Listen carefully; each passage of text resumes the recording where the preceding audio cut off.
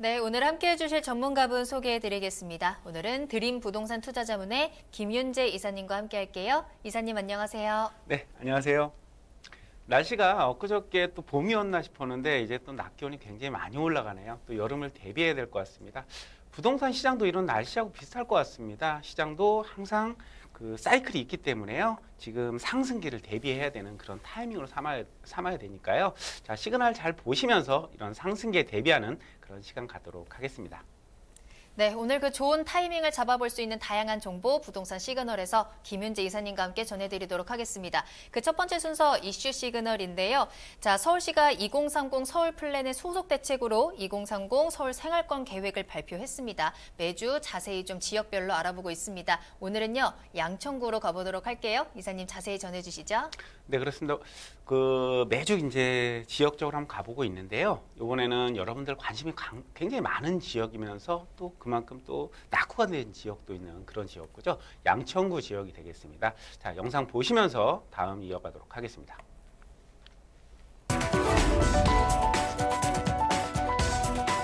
지역 간의 균형 발전을 유도하기 위해 서울 전역을 5개 권역생활권으로 나누고 각 권역을 116개 지역생활권으로 세분화한 2030 서울 생활권 계획. 권역생활권은 각각 동북권, 서북권, 서남권, 동남권, 도심권으로 나뉘었는데요. 그중 양천구가 속해 있는 서남권은 입지 특성과 지역 여건을 고려한 주거지 관리에 나섭니다. 또한 간선도로 교통체계를 개선하고 보조 간선도로 개선으로 교통량을 분산하며 수도권 서남부를 아우르는 광역도시철도망 등의 호재도 있는데요. 목동 지역을 중심으로 대형 시설을 복합화하고 주변 자원과의 연계를 통해 서남권 상업 문화 중심지로 육성하며 등촌역 일대는 주변 지역을 서비스하는 생활 서비스 중심지로, 신정 내거리 지구는 역세권 배후 주거지 지원 기능 강화와 상업 문화, 여가 중심지로 육성할 계획입니다. 이 밖에도 양천구는 목동선 착공, 강북 횡단선 연장, 경인고속도로 지하화, 월드컵대교 개통 등 교통호재를 비롯해 신정 재정비 촉진지구, 서부 트럭터미널 개발 등 다양한 개발 호재로 나날이 가치가 상승하고 있는데요. 지역 간 균형 발전을 유도하는 2030 서울 생활권 계획, 오늘은 서울 양천구에 대해 알아보겠습니다. 지역 같은 경우는요, 영상에서 보셨듯이 이렇게 좀 집중을 하셔야 될 곳이 상당히 좀 있는 지역입니다. 그러니까 좀 관심 있게 지켜보시면 좋을 것 같고요. 이 양천구는 총 5개의 지역 생활권으로 나눠져 있습니다. 자, 신월 지역 생활권 2가지와 신정 지역 생활권, 목동 지역 생활권 2개로 이렇게 해서 총 5개로 나눠져 있으니까요. 이 지역 중심 생활권을 자세히 좀 보시면 좋을 것 같고요. 그리고 한 개의 지역 중심, 큰 지역 중심이죠. 목동이라는 큰 지역 중심을 가지고 있으면서 2개의 지구 중심, 관심을 가지셔야 될 부분들입니다. 이런 지구 중심 관심 있게 지켜보시면 좋겠다 설명드리고요.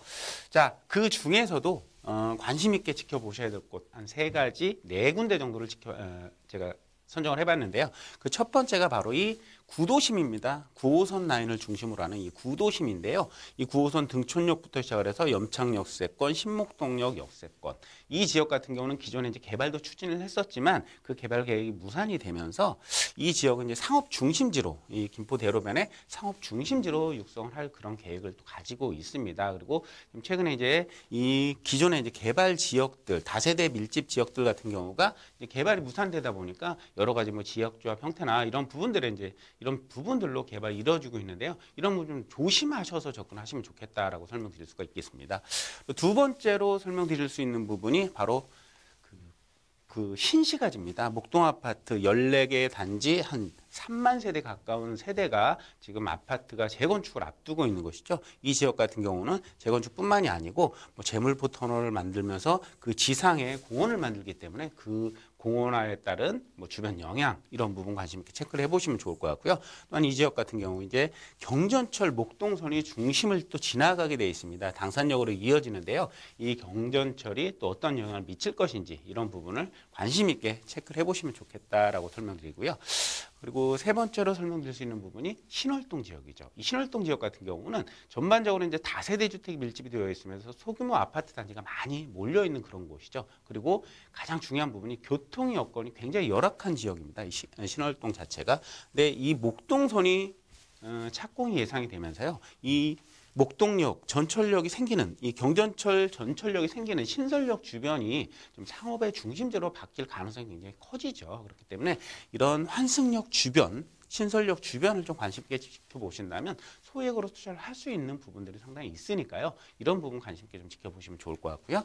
마지막으로 하나 더 말씀을 드리게 되면 바로 이 지역에 서부화물 트럭 터미널이 있습니다. 이 목동 아파트 같은 경우, 목동 이 신월 지역 같은 경우는요, 주변에 이제 뉴타운 사업이라든지 택지 개발이라든지 이런 사업들로 인해서 아파트는 상당히 많이 들어와 있는 상황인데 이제 상업지나 이런 문화 중심지가 없던 게 현실입니다. 하지만 이 서부 트럭 터미널 같은 경우가 이 상업 중심지, 상업 시설을 갖춘 그런 곳으로 지금 개발이 예정이 되어 있습니다. 그러면서 목동선 경전철의 전철역 역세권을 바뀌는 그런 호재까지 있기 때문에 이 주변 지역을 좀 관심 있게 지켜보셔라 이런 말씀을 좀 드릴 수가 있겠고요.